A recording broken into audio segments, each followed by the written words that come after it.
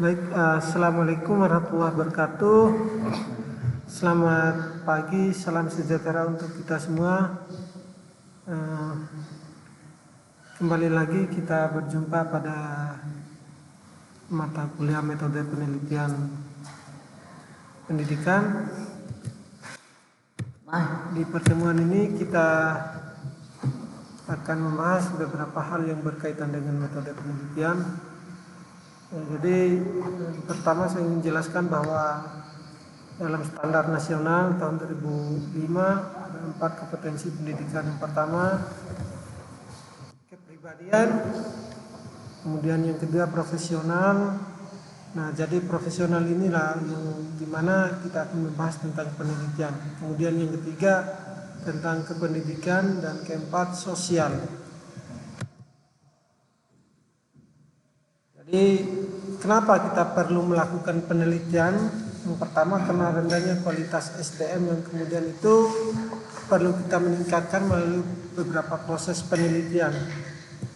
Penelitian pendidikan itu termasuk juga bagian daripada bagaimana kita akan membentuk SDM yang berkualitas.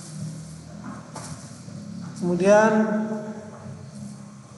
belajar di kelas membosankan. Jadi ini adalah salah satu kecemasan yang kemudian kita harus melakukan penelitian. Jadi membosankan, kemudian kurang menarik mengajar, itu perlu kita melakukan penelitian. Apa penyebabnya? Dan bagaimana pendidikan itu agar tidak membosankan melalui proses penelitian yang kita lakukan. Jadi penelitian pada dasarnya itu mencari informasi yang kemudian kita olah sehingga data itu sebagai sampel yang kemudian kita harus benahi bersama. Kemudian persoalan yang selanjutnya itu guru dan dosen bukanlah satu-satunya sumber belajar.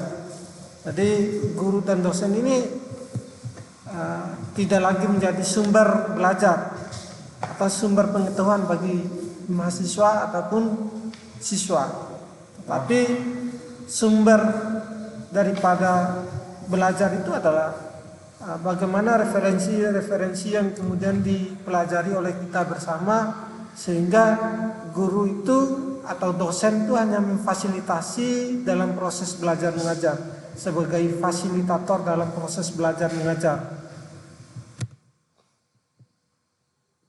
Pertanyaannya, apa itu pembelajaran? Jadi pembelajaran itu adalah proses interaksi peserta didik dengan pendidik dan sumber belajar pada satuan lingkungan belajar. Nah, ini tertuang dalam Undang-Undang Nomor 20 Tahun 2003 tentang Sisdiknas, ya, Sistem Pendidikan Nasional. Jadi di sana bahwa pembelajaran itu adalah proses interaksi, ya, antara siswa, guru, dan sumber-sumber ajar atau sumber-sumber belajar yang dipakai oleh guru ataupun dosen sebagai alat untuk menyampaikan belajar mengajar. Kemudian berbicara tentang lingkungan belajar. Jadi lingkungan belajar ini ada 3 yang kemudian itu saling berkaitan di dalam proses belajar mengajar. Pertama itu peserta didik. Nah, peserta didik ini kalau kita korelasikan di sekolah itu adalah siswa.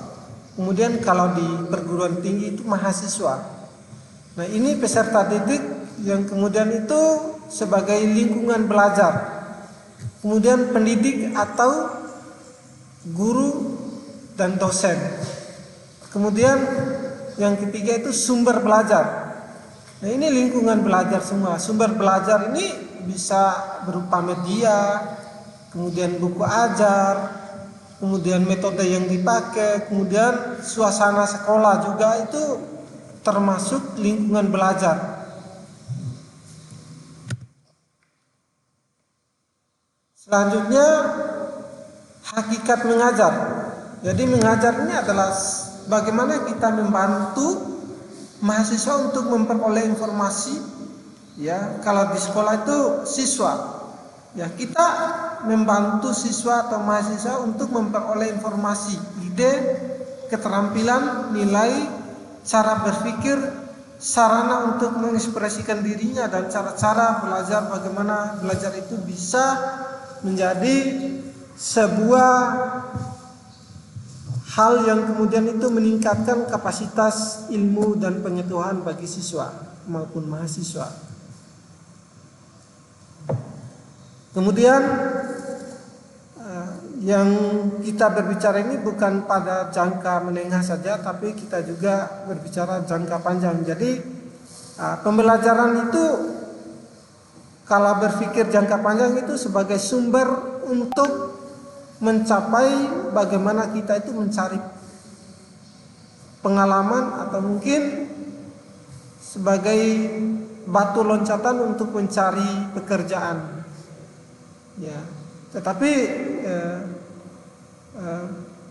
mencari pekerjaan ini tidak hanya bagi lulusan sarjana, tapi juga lulusan SMA itu bisa mencari pekerjaan. Tetapi kita berbicara pekerjaan apa dulu ini. Nah, kalau hasil atau luaran daripada alumni perguruan tinggi maupun alumni SMA itu akan beda tempat pekerjaannya. Kalau mahasiswa ini ya bisa menjadi guru, kemudian bisa bekerja di sektor-sektor pertanian, yang kemudian itu di instansi pertanian juga bisa. Kalau misalnya orang yang tidak mengikuti jenjang perkuliahan, tentu ini akan dibatasi tempat-tempat atau ruang-ruang kerjanya. Ya, jadi ruang kerja mereka ini semacam mungkin buruh tani atau di penyelenggara pertanian, yang kemudian itu sebagai ladang untuk mencari mungkin pengalaman dan pengetahuan bagi siswa ataupun mahasiswa. Selanjutnya kita berbicara perubahan paradigma mengajar. Jadi paradigma ini adalah salah satu cara pandang mengajar. Bagaimana sih kita itu memandang bahwa mengajar itu adalah sesuatu hal yang kemudian itu bisa saja mengajar itu bisa saja memberikan informasi kepada peserta didik. Ya, yang pertama itu paradigma mengajar menyampaikan pengetahuan, kemudian menjalankan sebuah instruksi yang telah dirancang. Jadi ini termasuk juga kenapa harus ada perangkat pembelajaran ya, sebagai instruksi yang telah dirancang oleh guru dan dosen sebagai sebagai sesuatu yang kemudian itu alat yang kemudian kita harus ikuti gitu. Di bahan semacam RPP, kalau di perguruan tinggi itu istilahnya RPS, rencana pelaksanaan pembelajaran. Jadi harus direncanakan sehingga rancangan proses belajar mengajar ini tujuannya adalah mencapai tujuan instruksional yang disampaikan oleh seperti disampaikan pada Undang-Undang Nomor 20 Tahun 2023 itu tentang Sistem Pendidikan Nasional. Jadi menyampaikan pengetahuan ini kita berpartisipasi dengan pelajar dalam membentuk pengetahuan. Ya, membentuk pengetahuan ini juga sebenarnya tidak pada ruang-ruang yang formal saja, tetapi ada ruang-ruang yang non formal atau informal yang kemudian itu bisa kita pakai untuk berpartisipasi dalam membentuk pengetahuan bagi mahasiswa maupun siswa. Kemudian terkait dengan bagaimana kita menjalankan sebuah instruksi yang telah dirancang. Jadi kita itu harus menjalankan berbagai strategi yang membantu proses belajar itu dapat berjalan dengan baik sesuai dengan apa yang kita tentukan dalam sebuah rancangan pelaksanaan pembelajaran itu. Ya, baik, itu saja mungkin dari saya. Selanjutnya kita akan membuat video-video yang menarik lagi yang berkaitan dengan metode penelitian ini. Di pertemuan selanjutnya kita akan masih membahas tentang metode penelitian ini, tapi kita akan lebih jauh lagi nanti teori dan prakteknya pada proses pertemuan kedua nanti. Terima kasih. Saya Muhammad Irfan, dosen STKIPL Amin Dompu, mengajar atau mengampu mata kuliah metode penelitian di semester